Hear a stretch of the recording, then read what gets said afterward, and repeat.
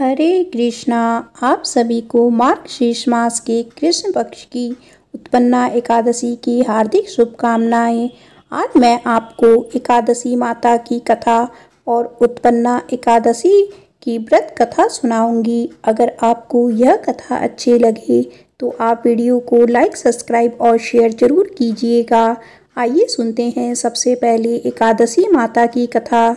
श्री सूत जी महाराज ब्राह्मणों से बोले कि हे ब्राह्मणों, इस विधि युक्त उत्तम महात्म्य को श्री कृष्ण ने कहा था। जो उत्तम जन इस व्रत की उत्पत्ति भक्ति से सुनते हैं, वे इस लोक में अनेक प्रकार के सुख भोग कर अंत में दुष्प्रयाय विष्णु लोक को पाते हैं। पूर्व काल में श्री भगवान ने अर्जुन के प्रति एकादशी व्रत की उत्पत्ति विधि इत्यादि कही थी, सो उन्हीं के कथोपकथन रूप से मैं कहता हूँ। अर्जुन ने पूछा कि हे जनार्दन, जो रात्रि में उपवास करते हैं तथा एक ही समय भोजन करते हैं, उन्हें कैसा पुण्य मिलता है और उस उपवास करने की विधि क्या है, सो अब आप कृपया करके कहिए। यह सुनकर श्री कृष्ण भगवान ने कहा कि सबसे प्रथम दशमी की रात्रि को दंत धावन करें, अर्थात दिन के 8वें पहर में जब सूर्य का तेज मंद पड़ उपवास करें, तो मैं उसके पापों से उसे तारने में समर्थ हूँ और उपवास से जो पुण्य होता है उससे आधा रात्रि भोजन में होए और उसका आधा पुण्य एक संध्या भोजन करने वालों को हो। जो मेरे दिन को जितेंद्रिय भक्ति युक्त होकर उपवास करे, सो विष्णु धाम को प्राप्त हो और अनेक कोटि वर्ष तक वह वहाँ अनंत सुख भोग करे। भगवान, यदि आप प्रसन्न हैं तो यही वर दीजिए। यह सुनकर भगवान बोले कि हे कल्याणी, जो तुम कहती हो वह सत्य होए। जो हमारे और आपके भक्त हैं, उनकी कीर्ति जगत में प्रसिद्ध होगी तथा वे मेरे समीप वास करेंगे। हे मेरी उत्तम शक्ति, तुम एकादशी तिथि को उत्पन्न हुई हो, इस कारण तुम्हारा नाम भी एकादशी ही होगा। एकादशी उपवास करने वाले के संपूर्ण पापों को दूर कर मैं उन्हें उत्तम गति दूंगा। विशेषकर तृतीया, अष्टमी, चतुर्थी, एकादशी ये तिथियां मुझे अत्यंत प्रिय है। हे पार्थ, सब तीर्थों से, सब दानों से, सब व्रतों से अधिक पूर्ण एकादशी तिथि में है। विष्णु भगवान इतना वर देकर वहीं अंतर्ध्यान हो गए और एकादशी तिथि में भी वर पाकर परम संतुष्ट तथा हर्षित हुए। हे अर्जुन, जो मनुष्य एकादशी का व्रत करते हैं, मैं उनके शत्रुओं को नाश करके अवश्य उत्तम पद देता हूँ। इस प्रकार एकादशी की उत्पत्ति हुई। यह नित्य एकादशी व्रत सब पापों को नाश करने वाला है। सब पापों को दूर करने और सब प्रकार के मनोरथ सिद्ध करने के लिए यह एक तिथि प्रसिद्ध है।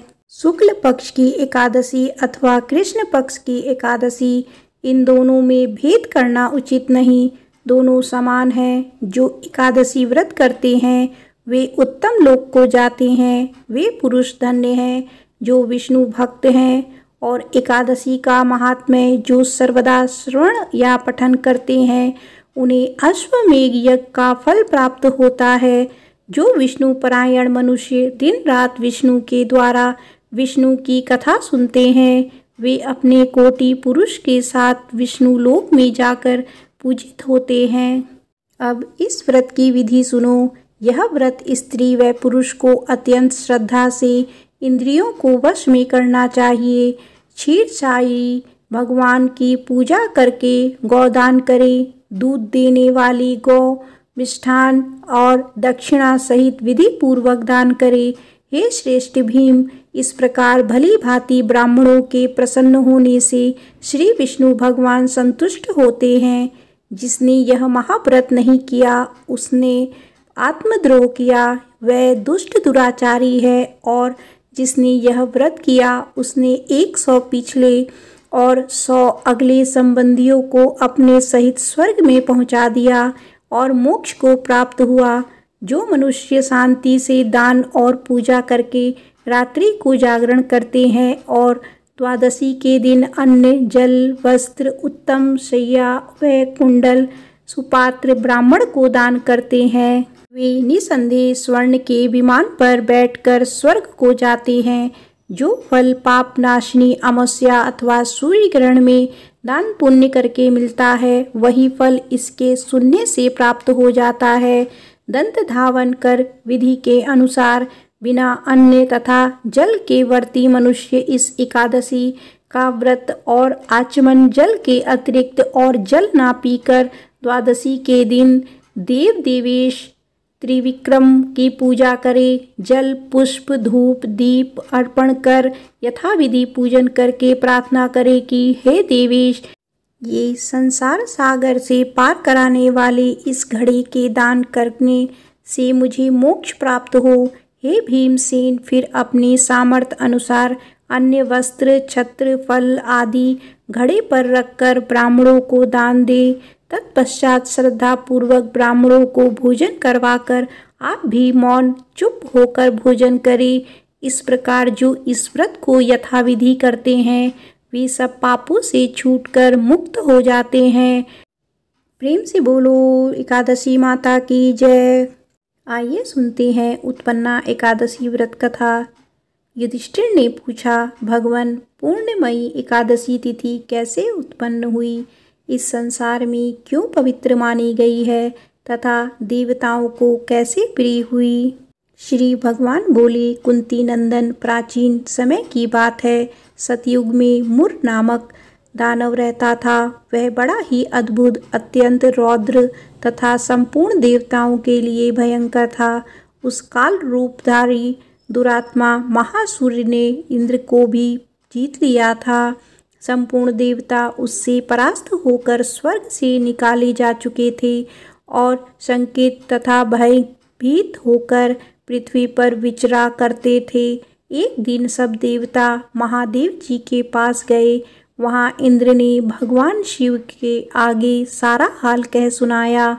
इंद्र बोले, महेश्वर, हे देवता, स्वर्गलोक से भ्रष्ट होकर पृथ्वी पर विचर रहे हैं। मनुष्यों में रहकर इनकी शोभा नहीं होती। देव, कोई उपाय बताइए। देवता किसका सहारा ले? महादेव जी ने कहा, देवराज, जहाँ सबको शरण देने वाली, सबकी क्षमा में तत्पर रहने वाली, जग की शरण देने वाली, सबकी रक्षाएं तत्पर रहने वाली, जगत की स्वामी भगवान गरुड़ ध्वज विराजमान है, वहाँ जाओ, वे तुम लोगों की रक्षा करेंगे। भगवान श्री कृष्ण कहते हैं, युधिष्ठिर महादेव जी की बात सुनकर परम बुद्धिमान देवराज इंद्र संपूर्ण देवताओं के साथ वहाँ गए। भगवान गदाधर क्षीर सागर के जल में सो रहे थे। उनका दर्शन करके इंद्र ने हाथ जोड़कर स्तुति आरंभ की। इंद्र बोले, देव देवेश्वर, आपको नमस्कार है। देवता और दानव दोनों ही आपकी वंदना करते हैं। पुंडरीकाक्ष, आप दैत्यों के शत्रु हैं। मधुसूदन, हम लोगों की रक्षा कीजिए। जगन्नाथ, संपूर्ण देवता मुर नामक दानव से भयभीत होकर आपकी शरण में आए हैं। भक्त वत्सल, हमें बचाइए। देव देवेश्वर, हमें बचाइए। जनार्दन, हमारी रक्षा कीजिए, रक्षा कीजिए। दानवों का विनाश करने वाले कमल नयन, हमारी रक्षा कीजिए। प्रभु, हम सब लोग आपके समीप आए हैं, आपकी ही शरण में आ पड़े हैं। भगवान, शरण में आए हुए देवताओं की सहायता कीजिए। देव, आप ही पति, आपने ही मृति, आप ही कर्ता और आप ही कारण हैं। आप ही सब लोगों की माता और आप ही इस जगत के पिता हैं। भगवान देव देवेश्वर, शरणागत वत्सल देवता भयभीत होकर आपकी शरण में आए हैं। प्रभु, अत्यंत उग्र स्वभाव वाले महाबली मुर नामक दैत्य ने संपूर्ण दुर्देवताओं को जीत उन्हें स्वर्ग से निकाल दिया है। इंद्र की बात सुनकर भगवान विष्णु बोले, देवराज, वह दानव कैसा है? उसका रूप और बल कैसा है तथा उष्ट दुष्ट के रहने का स्थान कहाँ है? इंद्र बोले, देवेश्वर, पूर्व काल में ब्रह्मा जी के वंश में तालजड़ नामक एक महान असुर उत्पन्न हुआ था। जो अत्यंत भयंकर था। उसका पुत्र मुर दानव के नाम से विख्यात हुआ। वह भी अत्यंत उत्कट, महापराक्रमी और देवताओं के लिए भयंकर है। चंद्रावती नाम से प्रसिद्ध एक नगरी है, उसी में स्थान बनाकर वह निवास करता है। उस दैत्य ने समस्त देवताओं को परास्त करके स्वर्गलोक से बाहर कर दिया है। उसने एक दूसरे ही इंद्र को स्वर्ग के सिंहासन पर बैठाया है। अग्नि, चंद्रमा, सूर्य, वायु तथा वरुण भी उसने दूसरे ही बनाए हैं। जनार्दन, मैं सभी बात बता रहा हूँ। उसने सब कोई दूसरे ही कर लिए हैं। देवताओं को तो उसने प्रत्येक स्थान से वंचित कर दिया है। इंद्र की बात सुनकर भगवान जनार्दन को बड़ा क्रोध आया और भगवान विष्णु बोले, हे देवताओं, मैं आपके शत्रु का शीघ्र ही संहार करूँगा। आप बस इसी समय मेरे साथ चंद्रावती नगर चलिए। देवताओं की पुकार पर भगवान विष्णु तुरंत ही उनके साथ चल दिए। उधर दैत्यराज मुर ने अपने तेज से जान लिया था कि श्री विष्णु युद्ध की इच्छा से उसकी राजधानी की तरफ आ रहे हैं। अतः अपने राक्षस योद्धाओं के साथ वह भी युद्ध भूमि में आकर गरजने लगा। देखते ही देखते युद्ध शुरू हो गया। युद्ध शुरू होने पर अनगिनत असुर अनेक शस्त्र अस्त्रों को धारण कर देवताओं से युद्ध करने लगे, किंतु देवता तो पहले से ही डरे हुए थे।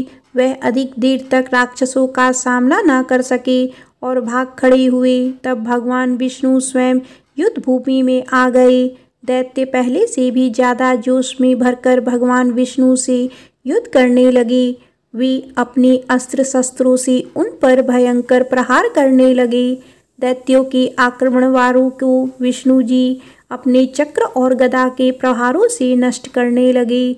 इस युद्ध में अनेक दैत्य सदा के लिए मृत्यु की गोद में समा गए, किंतु दैत्यराज मुर भगवान विष्णु के साथ निश्चल भाव से युद्ध करता रहा। उसका तो जैसे अभी बाल भी बांका नहीं हुआ था।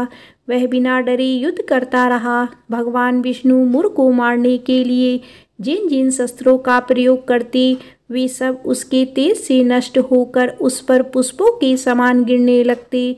अनेक अस्त्रों शस्त्रों का प्रयोग करने पर भी भगवान विष्णु उससे जीत ना सके। तब वे आपस में मल्ल युद्ध करने लगे। भगवान श्री हरि उस असुर से देवताओं के लिए सहस्त्रवश युद्ध करते रहे, किंतु उस असुर से ना जीत सके। अंत में भगवान विष्णु शांत होकर विश्राम करने की इच्छा से बद्रिकाश्रम स्थित 38 कोस लंबी एक द्वार वाली हेमंतवती नामक की एक गुफा में प्रवेश कर गए। हे अर्जुन, उस गुफा में प्रभु ने शयन किया। भगवान विष्णु के पीछे पीछे वह दैत्य भी चला आया। भगवान श्री हरि को सोता देख वह उसे मारने को तैयार हो गया। वह सोच रहा था कि मैं आज अपने चिर शत्रु को मारकर हमेशा के लिए निष्कष्टक हो जाऊंगा, परंतु उसकी यह इच्छा पूर्ण न हो सकी, क्योंकि उसी समय भगवान विष्णु की देह से दिव्य वस्त्र धारण किए एक अत्यंत मोहिनी कन्या उत्पन्न हुई और राक्षस को ललकार कर उससे युद्ध करने लगी। उस कन्या को देखकर राक्षस को घोर आश्चर्य हुआ और वह सोचने लगा कि यह ऐसी दिव्य कन्या कहाँ से उत्पन्न हुई, और फिर वह असुर उस कन्या से लगातार युद्ध करता रहा। कुछ समय बीतने पर उस कन्या ने क्रोध में आकर उस दैत्य के अस्त्र शस्त्रों के टुकड़े टुकड़े कर दिए, उसका रथ तोड़ डाला। अब तो उस दैत्य को बड़ा ही क्रोध आया और वह सारी मर्यादा भंग करके उस कन्या से मल्ल युद्ध करने लगा। उस तेजस्विनी कन्या ने उसको धक्का मारकर मूर्छित कर दिया और उसकी मूर्छा टूटने से पूर्व ही उसका सिर काटकर धड़ से अलग कर दिया। सिर काटते ही वह असुर पृथ्वी पर गिरकर मृत्यु को प्राप्त हुआ। बाकी बचे असुर अपने राजा का ऐसा दुखद अंत देखकर भयभीत होकर पाताल लोक भाग गए। भगवान विष्णु जब निद्रा से जागे तो उस असुर को मरा देखकर उन्हें घोर आश्चर्य हुआ और वे सोचने लगे कि इस महाबली को किसने मारा है।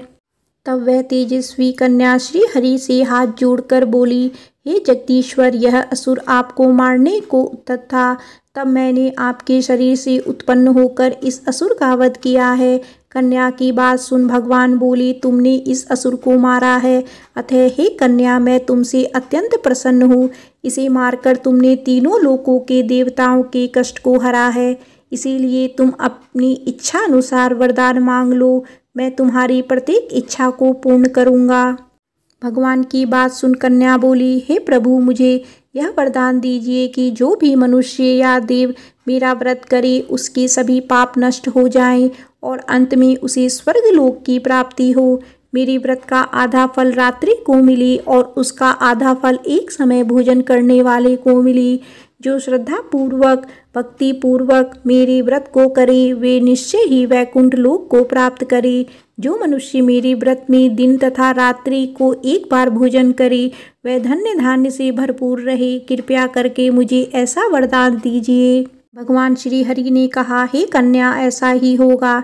मेरी और तुम्हारे भक्त एक ही होंगे और अंत में संसार में प्रसिद्ध को प्राप्त होकर मेरे लोक को प्राप्त करेंगे। हे कल्याणी, तुम एकादशी को पैदा हुई हो, इसीलिए तुम्हारा नाम भी एकादशी हुआ, और क्योंकि तुम मेरे अंश से उत्पन्न हुई हो इसीलिए संसार में तुम उत्पन्ना एकादशी के नाम से भी जानी जाओगी। तथा जो मनुष्य इस दिन व्रत करेंगे उसके समस्त पाप नष्ट हो जाएंगे। तुम मेरे लिए अब तीज, अष्टमी, नवमी और 14 से भी अधिक प्रिय हो। तुम्हारे व्रत का फल सब तीर्थों के फल से भी महान होगा, यह मेरा कथन है। इतना कहकर भगवान श्री हरि उसी स्थान पर अंतर्ध्यान हो गए।